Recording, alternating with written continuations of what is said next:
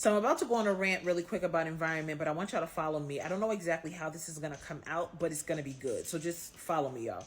So y'all know I'm a mindset coach. A lot of people who follow me, you already know this. And I share the wisdom and the insight and the revelation that God gives me. And one of the things that he was bringing to my attention in this moment was more of the importance of the environment. I talk about this all the time. However, as I'm sitting here reflecting and just having a moment of quietness when my toddler sits in my lap and watches his show, I'm in the process of reading this book. It's called The Biology of Belief. And as I'm reading this book and as I am absorbing this information, before reading this book, before even knowing this book existed, and before I knew a lot of things existed, I was just hyper aware of the importance of our environment and the toll it took on us. We've already heard the statement, you're affected by the company you keep. But I like to go a lot further by saying not only are you affected, but you're infected and influenced by the company you keep, the environment that you're in, the conversations you're having, the things that you think. The things that you're doing on a consistent basis, you are affected, infected, influenced by these things. When I started reading this book, it went a step further. Now, one of the things that God gave me while I was in my wilderness season, and y'all just follow me because I might hop around a little bit, but y'all are going to get a good picture. While I was in my wilderness season, the Holy Spirit told me that it was going to happen on a cellular level. And I remember when he gave me that statement, that phrase, but I didn't understand exactly what that fully meant. I still don't know exactly what it fully means, but I do have a better idea now than when he said it to me. I understood that things were going to happen on a deeper level. I didn't know exactly what that was going to look like, sound like, feel like, whatever, right? But fast forward to now, I'm reading this book and it's confirmation of everything that I became aware of. One of the things that I had to learn about myself, and again, y'all, I'm ranting, but I'm getting this good thought out. I had to learn about myself, and this is why I'm pointing this out for a reason. I had to learn that I was actually a very intelligent person. I didn't always believe that I was intelligent because I was told that I was just creative. I was told that, oh, you're creative. Just do the thing that is creative. You go into your little corner and color and draw and create. Leave the intelligence to us scholars, right? Like that was the tone. It wasn't quite said that way, right? But that's what I had to face growing up, in a sense. So because I was in that type of environment, I didn't always believe that I was intelligent, even though there were things that stood out to me that I didn't have to read a book about, or I didn't have to I didn't have to go and get a degree to understand. It was just things that naturally hit me. So fast forward, now I've been able to fully embrace, like, oh my God, I'm extremely intelligent. I have a heightened level of awareness in ways that I realize others don't have. And I used to play that small, and I used to think that that was not enough, or that, I didn't think it was good. So I say all of that to say, the environment that you're in is teaching you how to show up in your life. And it's not just teaching you how to show up in your life, in a way that you think you may be conscious of. It's teaching you how to show up in your life, because if you are in an environment that is dysfunctional, broken, or doesn't have room for you to thrive, then you will by default, if you're unaware, fall into a space that's available to fall into. So if that means, like, for some people, they end up being like the comic relief of their family, or you have the golden child behavior. Like, y'all following me, right? It's all of these positions and roles that people play in their family dynamic, in a narrative that's been going on, not just in their family, but maybe in their friendship dynamic. And there's just this storyline that you've been given, that you've been told that you are, that you fit, that this is it for you.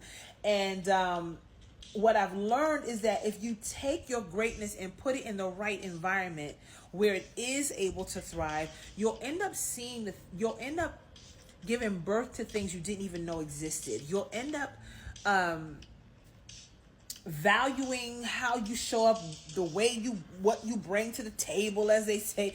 You'll end up valuing it in a way that is, it's that intangible, pure goodness that you can't pay enough money to get, because it's either you have it or you don't. So again, I know I'm ranting a little bit, but it's all about the importance of environment, and realizing that in reading this book, your cellular makeup unconsciously is showing up and responding according to the environment that you are in. So you are not just affected, but the word that God gave me was you are infected, because it's internal. It ends up being embedded in your cells. And I really need y'all to try to get a visual. I'm a visual learner, so when I speak, I see things in vision. So even as I'm saying this, the idea, the vision I have is, if you could just close your eyes and think about singular, like trillions of singular cells that make up all of who you are. And all of these singular cells have a brain of their own. And they're multi-layered and multifaceted. And all of the layers function a certain way. Imagine if all of the cells in your makeup stand in agreement to believe that you are not qualified, that you are not worthy, that you can't achieve something, whatever it might be.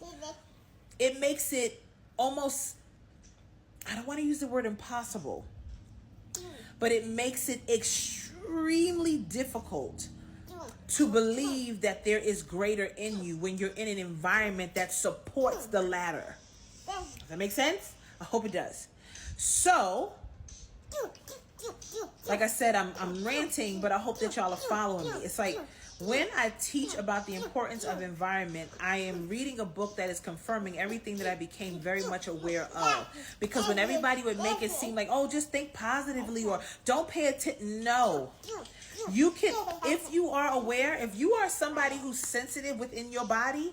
I'm a very sensitive person. I've always been very sensitive, and I mean that as a superpower. I do not mean that as a thing. Like, even though it was, hold on. I know a lot of people, use that phrase like, oh, you're so sensitive. You're too sensitive. It used to be something that used to offend me because it was said almost like as an issue. But I've learned to embrace my sensitivity because God made it clear that it was intentional. In me having this sensitivity,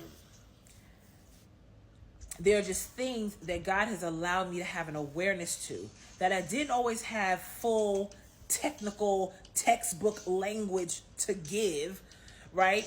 And because I didn't have that, I thought if I tried to explain it, I was just going to sound stupid, is what I thought.